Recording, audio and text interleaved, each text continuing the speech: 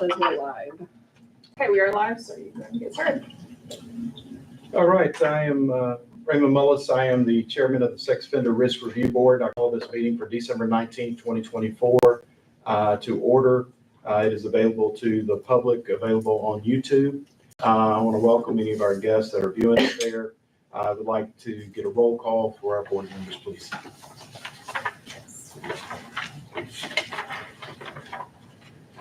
Mindy Eckerman is out today. Elizabeth Bigham. Here. Sheriff Brown. Here. Jerry Bruce. Here. James Chapin. Here. Robbie Frederick is out today. Katie Grapper. Here. Jim Mountain is. Sorry.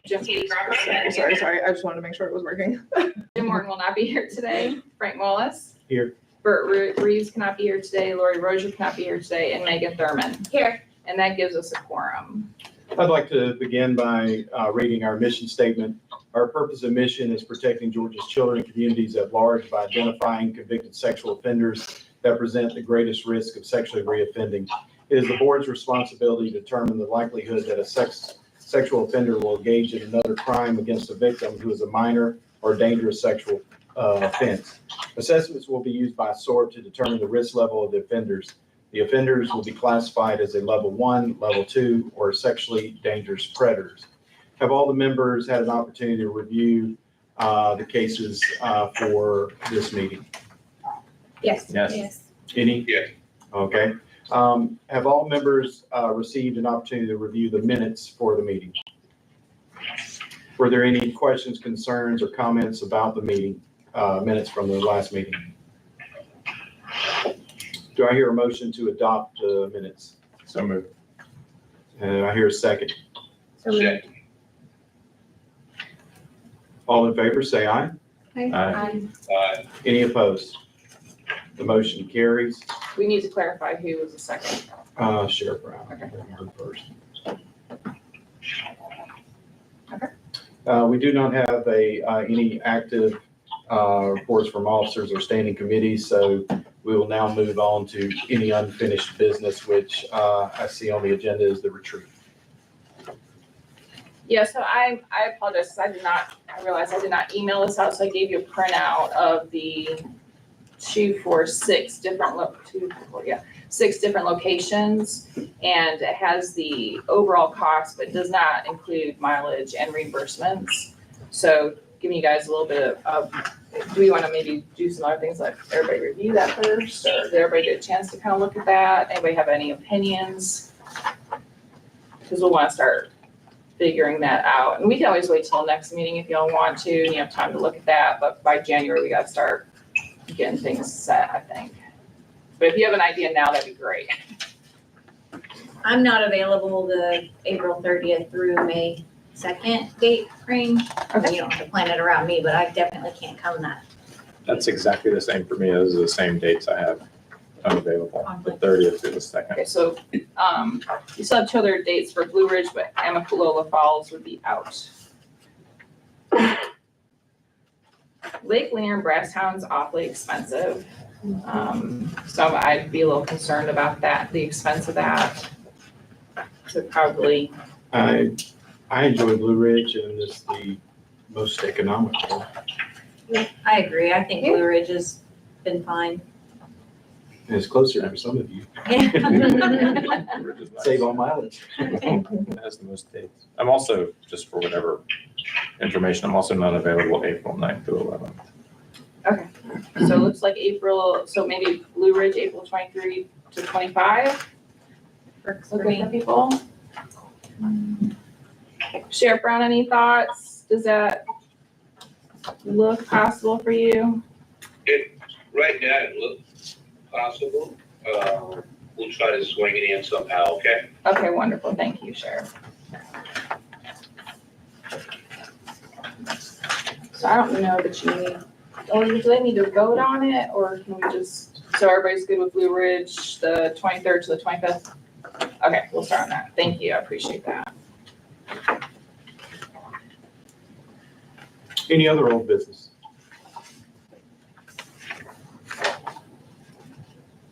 New business. Okay, Okay, so we have a lot going on. I sent y'all, we had a meeting, we've had a few meetings with the website, and I think Rich is gonna give us an update on what's going on with that.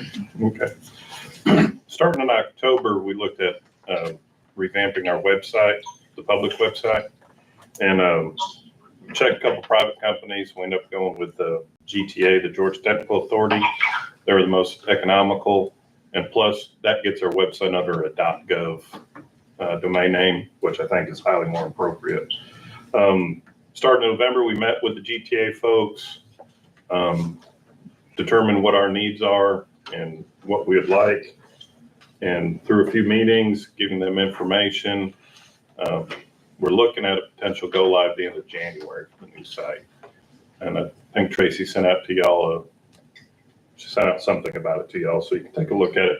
If you look at a lot of the other websites, government websites, GBI, DCS, very similar look to it, but a lot more interactive, and we're looking to put a lot more information for the public, for offenders, for victims across the board. So, and also the maintenance will be under the state side, and a big portion is training us on how to maintain our own website as far as content. So we're really looking forward to it. Did anybody get a chance to look at the website? Did you like it? Yeah. We're really excited. Compared It's to the one we have right now. Georgia-ish. Yeah, yes, it is. But it looks good. Compared to our current one, I think the public is really gonna like it so much more. It's gonna make our jobs easier, Destiny, Kayla, and I, and Lavonda, because we get so many questions, so this will answer a lot of questions once it's up and running, so we're very excited. And then Rich is gonna press with the database revisions update. Yeah, our own internal database that we work out of, we're working with the vendor on that to update a lot of things. Mostly a lot of statistical stuff and data keeping and reporting is the big improvements. We're waiting on a quote from the vendor on that, that's Invictus. He says next week we should get the quote, and then we'll decide from there what exactly work we want done. And Invictus is a very small company, and after we get the improvements we want done, we're going to look at migrating that over to being under the GTA's umbrella as well, so that we have ongoing support. Because right now, if something happened to Invictus and they have all the code, all that stuff you need to maintain it, we wouldn't have that capability. We want to get it under the state's umbrella for continuity. So as we get more information on that, we'll pass it on. Staffing update, so we have had various, the same issue that we've had in the past with hiring part-time evaluators continues. We had initially, it looked like it was gonna go really, really well. We hired some really great people. We still have some great people. But I think it's people come in thinking that SORB evaluations, because it's a 5-page document, is simple. It's not. So I think it was overwhelming for the people. They didn't anticipate it. And I think it's also hard for people to juggle 2 jobs, which is what a lot of part-time people do. And we were finding some major issues. So I wanted to say Amanda has done an awesome job gauging the folks. Marcus does really some hardcore, immense training, which he does a great job because there's so much to give these individuals, and helping them through it, which he does a really great job. And then once he trains them with the information, they go to Amanda, and that's when they really start writing their reports. And that's when we can really see their capabilities. And we just have found that a lot of part-time people either don't have proper writing skills or the ability to formulate the information we need them to formulate, or they're not balancing their part-time job with another job. So we have minimized our part-time people significantly. So what I'm doing is I'm merging 2 part-time spaces that we have to full-time spaces, because we can get better people. When I say better people, meaning people that are more experienced and need a full-time job, and they can have a full-time job with benefits. So we're actually, 2 of our part-time people are really, again, we have a lot of great part-time people still, but 2 are really great that we're promoting to 2 full-time positions, and we're gonna be able to hire 1 more full-time position. So we'll be putting that out there. So it's been a process, just weaning people out that's appropriate versus not appropriate. It's just a process. And so I think by the first of the year, we'll probably be in a pretty good place. Yeah. Do you want to give a little bit of an update on how you feel things are going, what your thoughts are with everybody and your process? Yeah, no, I think Tracy just said it pretty good. Getting everybody where they need to be is a process, and we've got some folks that are getting closer and already are working on their own and doing a pretty good job, and then other people that are catching up, and then we've got people coming from Marcus. So they're kind of at different stages. So managing all the people at different stages and then getting them to the point where they are producing numbers, good numbers. So it is a process, and then you learn where it's, not a good fit for some people. So that's kind of where we are right now with some of our part-time people. And then we have others that are doing better. So it is a work in progress for sure. But you'll see by the reports that you read, you'll be seeing new names each month. Yes. What are our totals now? Tracy, I'm gonna Total have to, support. Of evaluators. So I want to say, which I meant to have the count, I want to say that we have 10 full-time evaluators approximately, with the increase of 2 people. So it might be 11. yeah. And then our part-time people, 8 maybe, or down to 6. Because we just had yesterday, we just had 2 leave the agency, so the numbers have been kind of fluctuating a Yeah, lot. since yesterday. Yeah. Yeah, So- I can figure that out though, yeah. And also, so the numbers right now, so they're starting to do appropriations and meetings for that. So I'll be actually testifying in subcommittee, not the main committee with the bigger agencies. And we're gonna really be sharing, and you guys come to our January meeting, just to let you know, both Russ and Amanda and Marcus will be in those meetings. Marcus to come back to doing some trainings for the board, like we were doing before, and Amanda sharing what's going on in evaluations and the numbers, and Russ with investigations and the numbers. And with the evaluations, the numbers are still gonna be low because they're in that training process and learning and trying to get quicker. So hopefully by July, which will be a 1-year mark for our initial hires, we'll be in a really good place with those people.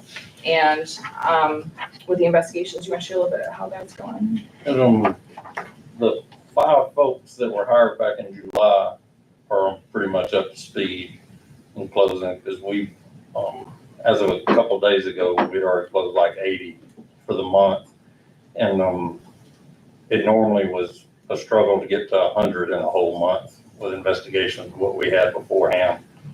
And but we have 2, they're still in the training process, 2 more, bring it up to 7 that are not up to speed yet, but they're coming along. I'm having to meet them one-on-one at different times when we can get together. So, but our numbers, you're gonna see it this month specifically. And closing more of the, what we call the immediate priority cases, more of those are getting closed each month too. And because when they first started out, we of course were just giving them the easy cases. So now they're closing every bit of 20 a month, and some of them being the harder or the more higher risk possibilities. So I anticipate my testimony will be about my process of getting all the positions filled, which we've been pretty successful, I think, at that. And although with the fluctuation, of course, and then also kind of the investigation piece first, and then our work towards the evaluations. Plans for the board meeting beginning in January. I was letting you know that the individuals from the staff that will be there during those meetings from now on. Our office update. You want me to? Yeah, go ahead. Okay. Our office space that we're going into is, the current tenant is vacated. They're moving tentatively all our furniture from the agriculture building to our new space first week of January.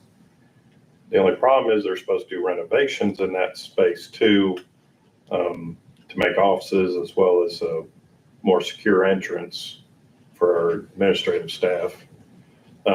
So we're kind of in limbo right now, trying to figure out what exactly is going on. It's a great space. We've seen the plans for what they envision with the refurbishment, good sized boardroom, several offices. So we're really looking forward to that, but January is going to be a struggle for us. Where More is of it? the unknowns. It's in the West Tower, the towers. on the balcony level, right across from the little snack shop. We're happy about. That's nice. It's probably Yeah, it is dangerous being right there, but we good. Yeah. So we'll just keep you posted on that. We're a little confused, but we'll keep you posted on what's going on. And then, so I was anticipating that I would just have Richard handle I have got to go to CORE on January 9th. I already moved it from this meeting, told them I could not be there. So they moved it to, of course, January 9th. And so I feel bad, like I can't really continue that again with them. So I was wondering, but because we're having a new process with the January meeting, I really kind of want to be here if that's possible. So if we could move it to January 16th, if y'all would be okay with that? Mhm. You're good with that? Sheriff Brown, how's that sound for you? Yeah. January 16th. Yes. Okay, all right. Okay. All I can say about January and February is with the legislature in session, I have no idea if I'll be available or not. I know, right? Exactly. So, yeah, no, we understand that for sure, as to people's availability. So hopefully January 16th, if y'all are good with that, do they need to vote with that date change since it is part of the, We do. take a vote? All right, all in favor, we move the January 9th meeting to January 16th meeting. Raise your right hand. Aye. Aye. Any opposed? Okay, thank you, I appreciate that. I have a question. Once we do get an office space, are these generally in person every month? Or are they on Zoom? Or are they only on Zoom right now because there is no office space? So it had been a thing because there weren't many board members that were able to come to the Okay. location. It's just easier to zoom in, but you can come if you want to. And especially since we're gonna have more staff there, that you're more than welcome to come to the meeting or zoom in on the meeting. So we have both options. And And a we'll have snack the bar. video and stuff. And a like that. snack And bar. a snack bar. And a snack bar, that's And a right. sloppy Floyd Bonus. cafeteria. I'm good on that. Those bonuses, yeah. So 244 is a lot better. I think that's all that I have. Do we, okay, so we're good with the plans with the board meeting. Okay, all right, I think we're ready to move on to the review of the cases. Tracy's going to briefly explain the leveling process for everyone. So we receive notification from various agencies regarding either newly convicted sex offenders and or those who are being released from prison. And that goes into our database. We usually only receive the offender's name and one identifier to put into the system. We don't receive any documentation. And if we do, it's usually just a sentence in the indictment. So the investigators then have to go out and collect everything that is associated with risk regarding that offender. So we have to have the GCIC, NCIC pulled, and they go from there. So anything that's violent in nature, sexual in nature, that does not have to have a conviction, with the exception of at least one sex offense has to have a conviction. It has to be a felony registrable offense. Once the investigators finish with that case, they send it to the evaluator workflow. The evaluators then choose the case and they review those documents and summarize those documents. They review prison documents, they review Department of Community Supervision documents, and then treatment documents. They then identify the risk factors, make a recommendation for the level for the board. The board reads those as the evaluator uploads those throughout the month, and then we come to the board meeting for a vote for that. All right, any questions? All right, we'll review these during the level 2, is that correct? Yes. Okay. All right, we will look at the level 1 cases. Are there any recusals today for any of the level 1 cases? All right, are there any questions, comments, or concerns about the level 1 cases? Okay, do I hear a motion to adopt the level 1 cases that are presented to the board for review? So moved. So moved. Who said it first? I'm sorry. Katie said it Kate, first. okay, thank you.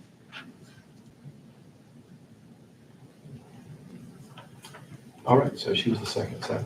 Oh, wait, who was it? Wait, we had the first. Well, I was assume she first the and second. Elizabeth. Elizabeth Oh, was sorry, second. Elizabeth second.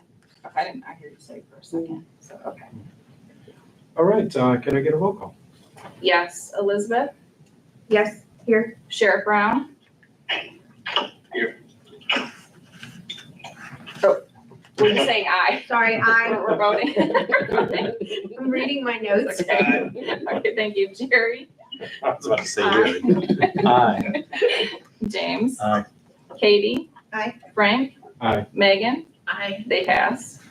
All right, we'll move on to the level 2 cases. Are there any recusals? The only, there were, Jim Morton is recused, but he's not here, so he doesn't count as part of the quorum anyway for today, so we're good. All right, it looks like we have 3 to discuss. As I said earlier, the level 2 cases are the ones that frequently are, so we will look at those. Start with 14028. 14028, and you should have a copy of that. Questions and concerns and comments about the 14028 case?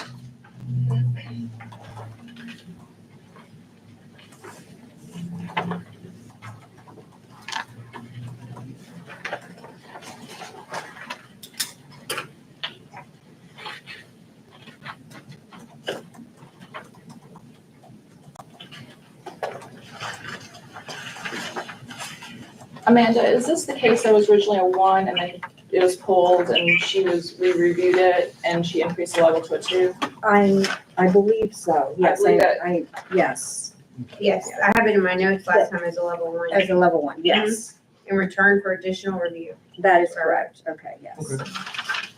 So, So the only conversation would be if there was reason to increase above the level 2 at this point. because it was originally a level Level 1. one. Yeah. Yes. So any other questions, concerns, or comments about that case? Okay. All right, then we'll look at 26353. 26353.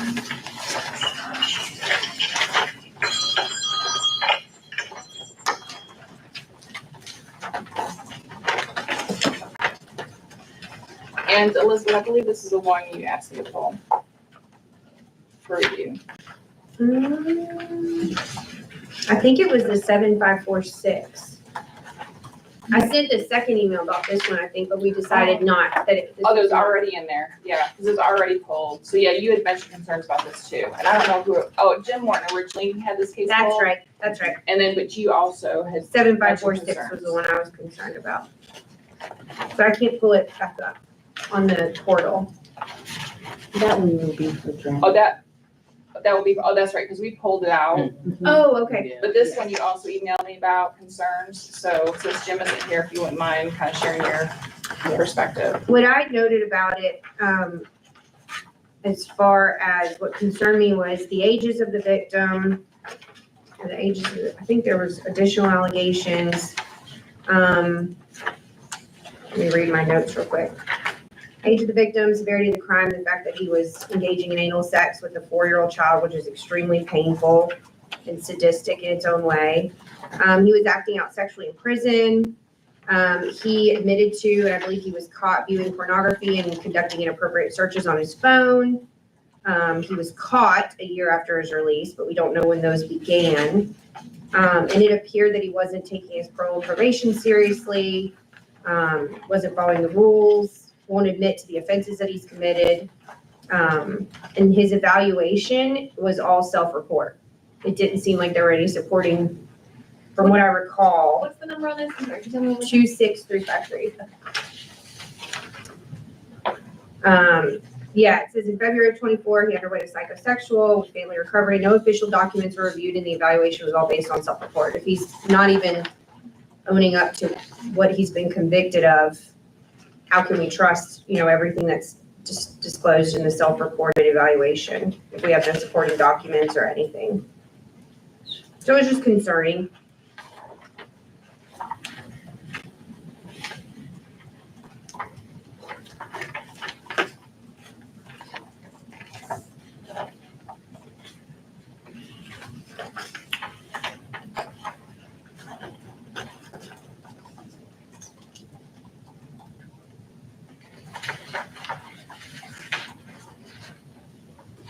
Any other questions or concerns?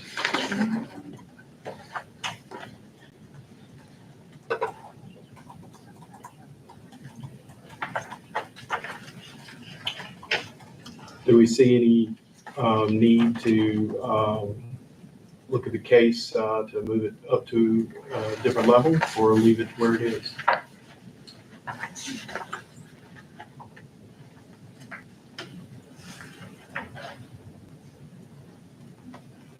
So the options are you can either remove it and have the main six folks review it, which is part of that committee of reviewing the case, then they're making the recommendation to the board so that the board, certain board members can look at it more thoroughly. Or you can move to increase to SEP, or we can vote on the level 2. And you don't have to, well, if she recuses or she isn't in favor of the level, I believe do we have to vote on it in January? How does that work? We haven't had that in a while. Because we just have If a there's quorum. a diversion among votes, you mean? Yeah. You don't have a quorum to vote on, unless everybody votes in favor of it, it doesn't pass. It doesn't, so we would have to then You'd have to pull resubmit it it and in then have January. it voted. Okay, that's what I was thinking. Okay, do we want to resubmit it in January? I do have a question from a victim advocate standpoint. Do we, with the age of the victim, would we have access to any kind of information from the victim of how it's affected the victim now that the victim's probably a little older? Would we have any kind of statement or anything, or any kind of access to that? We wouldn't unless, because we obviously would not have any access to any HIPAA-related information if she was in therapy. And also, long-term effects, of course, are very, very impactful. Right. But when the evaluators have to look at risk, there's no indication based on research that the long-term effects would suggest a higher risk. Doesn't mean that the elements of what he did, it doesn't. So not minimizing that at all. Right. So. I was just curious because this has happened, because this apparently happened, more than once.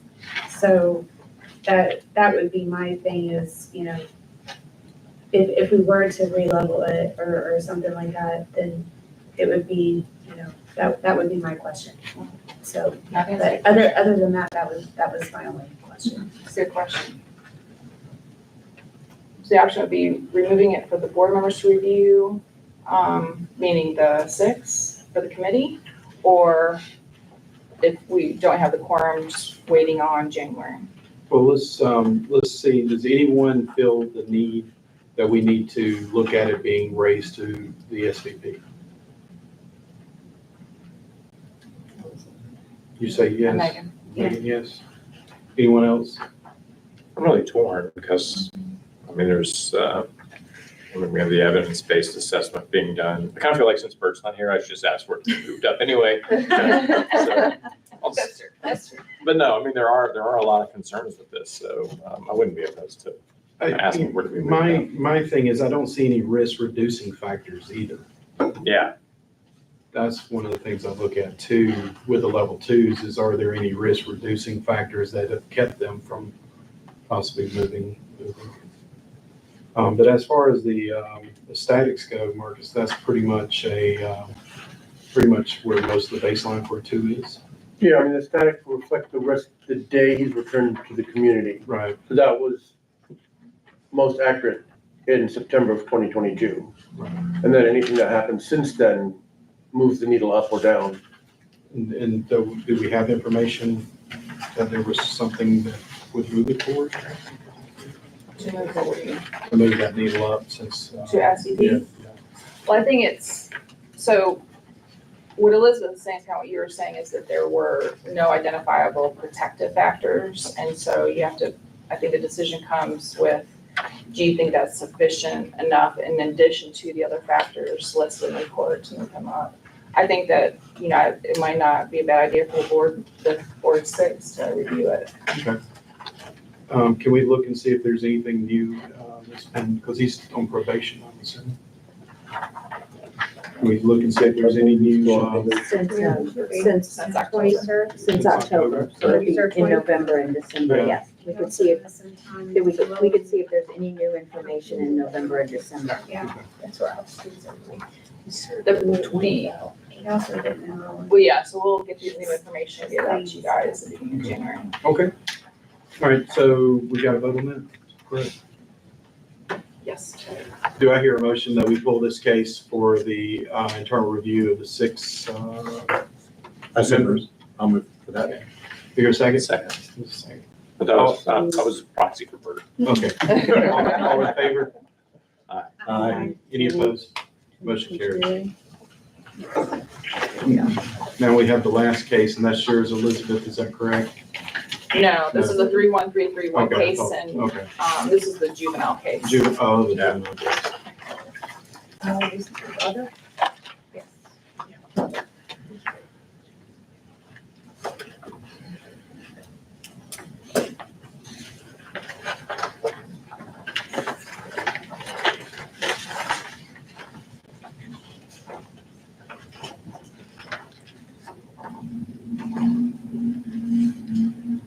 So just to clarify too, for y'all to know that, so the first case, 14028, was pulled, re-reviewed, and increased to level 2.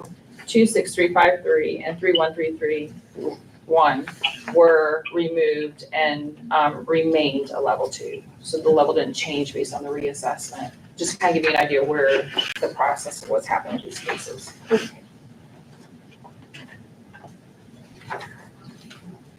I believe we were looking for new information, is that correct?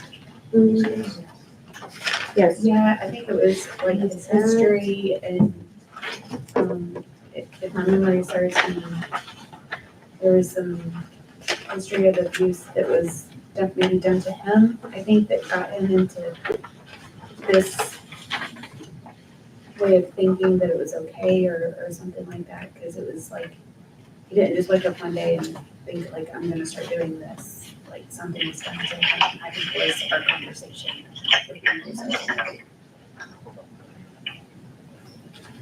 Amanda, do you want to share the information? Yeah, I think that the last time people were asking about if he was still in treatment, and we clarified that he is voluntarily attending treatment. I know that was an issue that came up.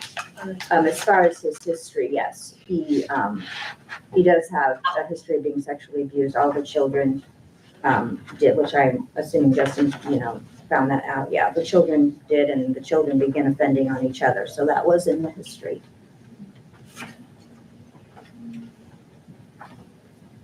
He was the oldest. He was the oldest. Mhm. There's something about this assessment that brought up another issue I want to discuss, but it's more global. I don't know if we can wait till the end, but it has to do with the behavioral incentive dates and the early termination of probation after 3 years, and some of the stuff that we're working on with our legislatures to try to amend some of the things in the law. So I think that this brought that up because there was a petition for his probation to be terminated after 3 years, which is pursuant to 1710-1, which is mandatory under the law, which is very problematic in the context of sex offenses. So anyway, this triggered something for me that I would like to discuss, but it's not in the context of this person's risk. So we can do it at the end. Sounds good. All right, so what do we want to do with this case? Are we confident in the level 2 assessment, or do we want to look at moving it for further review, or do we want to go ahead and just accept the level 2 classification? What are your thoughts? Do we have questions about why he was not getting polygraph exams? That was one of the questions, you're Yeah. right. Is Do he you know if that was looked at, Amanda? Let me see if Justin, He's not. He was not. If he's on. well, he's no longer in treatment. He's in voluntary treatment. Yeah, he's voluntary And I now. don't think they polygraphed him. I thought it would say that he never had any. Well, if he's a So there was no juvenile, I evidence. don't know if they Right. polygraphed you. But they do, so he's They do. convicted as an adult. Yeah, I mean, he was, adult. yeah. So it's- And the individual is a treatment provider in the state of Georgia, Jeffrey Atkins. Okay. So under sex offender treatment, yeah, there's no indication he underwent any polygraph exams. As far as the reason for that, I'm not. She says court would have to issue an order. So under your sex offender conditions, you could choose not to make that a requirement. That's right. That is So it correct. wasn't made a requirement. So Yeah, I that, just didn't know, because I know we'd asked why last time. There's and an we looked at the issue. order or something to see. yeah, there's an issue that I've dealt with where the judge will not sign off on the polygraph, but signs off with treatment. And so in the past, I have tried to mandate as part of treatment that I have lawyers get involved with it. And so I've deferred. If they cannot polygraph, I cannot effectively treat them. And try to send it back to the probation to see if they can get, sometimes I get it and sometimes I don't. Okay. Depending on the circuit. And I see what you're saying now. Justin did address that, the last sentence in sex offender treatment. It's exactly what you just said, that the court, he was not court ordered to undergo polygraph, so that's why he didn't. So Justin did address that question.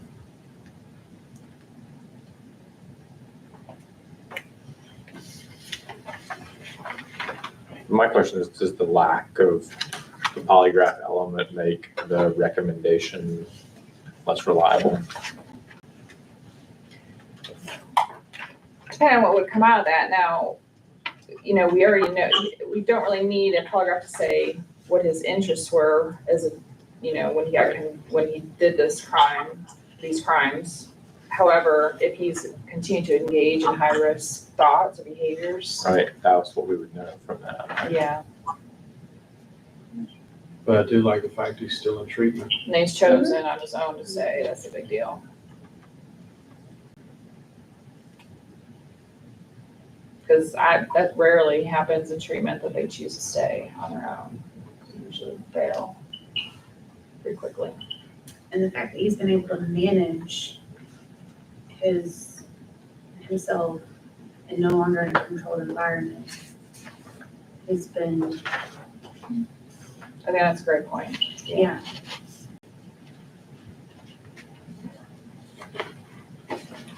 So do we want to keep it as a 2 or do we want to? Well, I just don't know whether I guess we can't answer the question.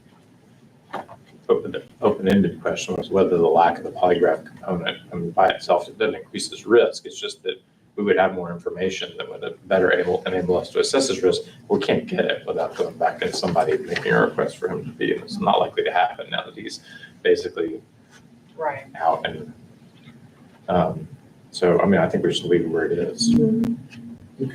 I agree. Second, is that a second? Yes. Sure. Here, yes, whatever. Second. Okay, so all in favor, we leave it as a 2?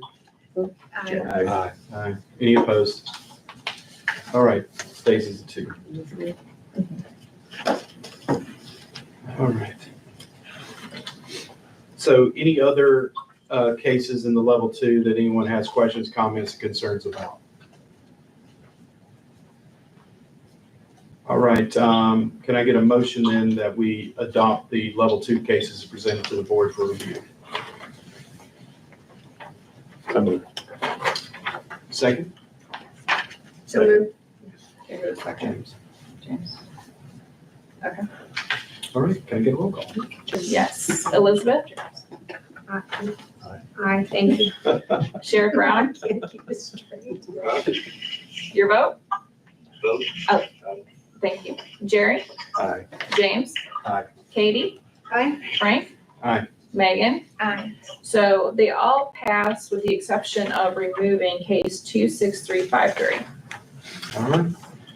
We'll now move on to our sexually dangerous predator cases. Are there any recusals? I don't see.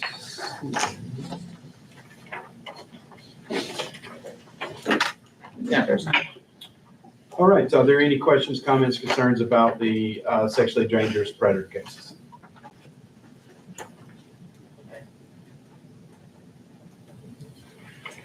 All right, we will hear a motion if we are going to adopt the sexually dangerous predator cases presented. So moved. Second. Okay. All right, can I get a roll call, please? Yes. Elizabeth, any questions or concerns about any of the SDP cases? No. And what is your vote? Aye. Sheriff Brown, any questions or concerns about any of the SDP cases? No questions, no concern, my vote is aye. Jerry, any questions or concerns about any of the SDP cases? No, and my vote is aye. James, any questions or concerns about any of the SDP cases? No, my vote is aye. Katie, any questions or concerns about any of the SDP cases? No, I, Frank, any questions or concerns about any of the SDP cases? No, my vote is aye. Megan, any questions or concerns about the SDP cases? No, my vote is aye. They pass. So I would like to make one comment for the evaluators. So they identified 22 predators, which is a lot. And so to explain, they are focusing on immediate priority cases, meaning that it's an individual who has either been charged with more than one sex offense across time or has been convicted of more than one sex offense across time. And so these are really complicated cases with a lot of information to review. So kudos to our evaluators because that's a lot of cases and a lot of time and a lot of material to review because you imagine a person has all that information for more than one sex offense. So they did a really great job this month in getting those cases done. All right, and our last is the reevaluation cases. There's 3 of those. Any recusals? I think Jim was recused, so that doesn't affect us. So any questions, comments, or concerns regarding those cases?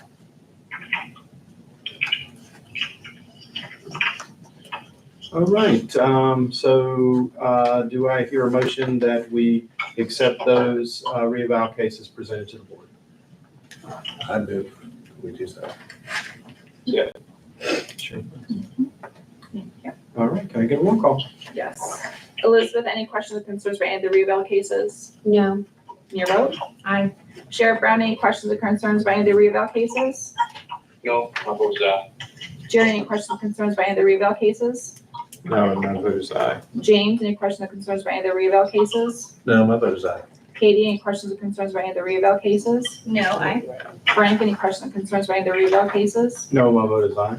Megan, any questions or concerns about any of the reval cases? No, my vote is aye. They pass.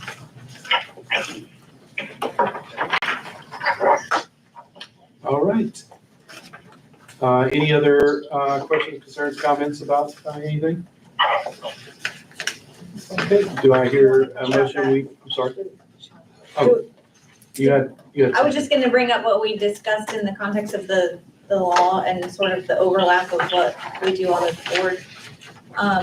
We met with some of our local delegation just about some ideas for the new legislative session, and one of the things that came up were sort of the inconsistencies in the law, and I did mention the changes that they made last year to 42-119 in terms of petitions to be removed from the registry and what we know about years free in the community in terms of reducing risk, and sort of the inconsistency with 1710-1, which is the statute that gives offenders behavioral incentive dates. So if they're sentenced and they are not sentenced to at least a year in prison, which a lot of our sex offenders are not, they're being given straight probation, they're being given probation detention center for 6 months, they're being given residential treatment facilities, so they're not being sentenced to at least a year. But 1710-1 gives you a behavioral incentive date not to exceed 3 years. So if you're sentenced to something, it could be 20 years probation. I just had a criminal attempt to commit rape case, and the judge sentenced him to PDC. We were asking for prison, he got sentenced to PDC, and the judge gave him 15 years probation with 6 months in PDC. And the first thing he said on his jail calls when he got back to the jail was laughing and saying, "Oh, my probation is going to be terminated in 3 years," because he gets a behavioral incentive date. Because 15 years is meaningless. It's meaningless to the victims, it's meaningless to the community, it's meaningless for purposes of monitoring risk or supervision, because sex offenders who aren't given at least a year in prison get a behavioral incentive date. And they are eligible for a behavioral incentive date under the law mandatorily. So we are interested in looking at sort of acknowledging the fact that these individuals need to be free in the community for a longer period of time for us to accurately assess their risk, and to hopefully create an exception in 1710-1 as it relates to people who are required to register pursuant to 42-112. I'm like, what are the statutes? You're good at your So that has come up, and it came up in the context of the work you did last year, Tracy, about testifying in the modifications of 42-119 in terms of changing the or to and, that they finished their probation and 5 years have passed since, they're level 1 and 5 years has passed since they finished their probation. And just some of the things that give us a little bit more assurance that they're being adequately monitored and assessed in terms of their risk. And from a prosecution standpoint, it's very frustrating for the community to believe that somebody's going to be monitored for 15 years and for us to tell them, well, no, it's probably actually 3. It creates some inconsistency in expectations, and it also creates some inconsistency in our messaging about risk, I think. Because if the testimony you've given is about sort of the risk, the time free in the community being the most significant risk reducing factor, and we're terminating their supervision or their need to comply with certain conditions sooner than that time frame, to me, that's inconsistent and makes no sense, and increases the risk to the community. So that's something that, from a prosecution standpoint, we're interested in educating the legislature on, and hopefully getting some exceptions put in place as it relates to 17-10-1. Some counties have blanket orders from the judge that they don't give it to sex offenders. I like the thought of it being in the law. And no, Well, and the thing is, but we have it's judges- not in all of them. I've had cases where a PO calls me and says, oh, he's off probation. And I was like, what are you talking about? He's hardly done anything in treatment. And I wasn't notified. Mhm. And then all of a sudden they're off probation in 3 years. And I mean, so some counties, yes, some counties, no. Well, That's and- the inconsistency. there are some judges that just don't give them, or say, you waive your bid date, right? Which under the law, they're entitled to a bid date. So the judges are crafting solutions that might not be consistent with the law just to justify the result that they want, which is messy.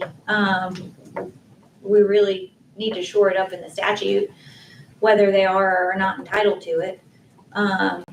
And the interesting thing is that reform came about, the whole criminal justice reform, people not being on probation forever, things like that, in order to sort of take a better look at punishment and the reasons for punishment.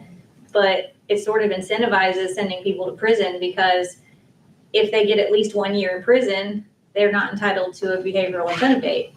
So, we're often wanting to keep them on supervision for longer, and in order to guarantee that result, they have to go to prison. So it's kind of counterintuitive in terms of the reform that was intended in the rehabilitation arena. You get what I'm saying? Absolutely. Because there are certain disqualifiers in 17-10-1, and one of them is if they're sentenced to at least 12 months in custody, then they don't get a bid date. So sometimes I would rather somebody be supervised for 10 or 15 years and not go to prison. But that's not the option that the law currently gives us. Yeah, no, I appreciate that, because definitely related to risk issues, the 10 years free in the community at least is really important. So yeah, those 3 years shortened is. Well, in this evaluation that we looked at, the juvenile, it came up, petition to terminate his probation after 3 years because he's statutorily entitled to that. Yeah. So that is one of the things that I think is worth Yeah. taking a second look at. Because that was the question was, oh, did he file for this? And like, no, he doesn't have to file for it. It's in his, it'll be in his sentence. Department of Corrections. Yep. Files it. That's right, that's right. I have multiple guys, I'm only gonna be here 3 years. And I was like, we'll see. Mhm. I mean, the overall issue is that they crafted that for every crime. And they Right. haven't parsed out differences. They're assuming that the served time will parse that out for us, and that's Right. just not accurate. Right. And I think there's this assumption that all these mandatory minimums or all these sentencing ranges on sex offenses means that they're not gonna be entitled because sex offenders go to prison, but that's not true. Right. We have judges that sentence sex offenders to probation all the time. And there are a lot of different mitigating factors and reasons why we might offer something other than prison. So there's just a lot of variables, this assumption that sex offenders are necessarily gonna be going to prison for more than a year, thereby not be entitled to a bid date is not true. So I think we need to sort of carve out something in the statute that demonstrates what we know about the need for longer supervision. So, definitely. Thank you Thank so you. much. Any other? Okay, do I hear a motion to adjourn? Oh, I'm sorry, go ahead. I apologize. I'd like to make a motion that Elizabeth change her name because I find it horribly confusing. I'm really Liz. I mean, it's just like on paper, my mom, I'm Elizabeth. I can be It's like I'm Liz. scolding you when I say Elizabeth. Every time I hear it, I literally just, that's what my mom calls me. Elizabeth. That's fine. I'll be Liz. Okay. Do you make a motion to adjourn?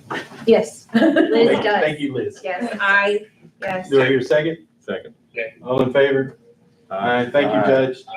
Thank Or you. maybe Sheriff. Thank you, Sheriff, for coming with us. I appreciate it. Merry Christmas.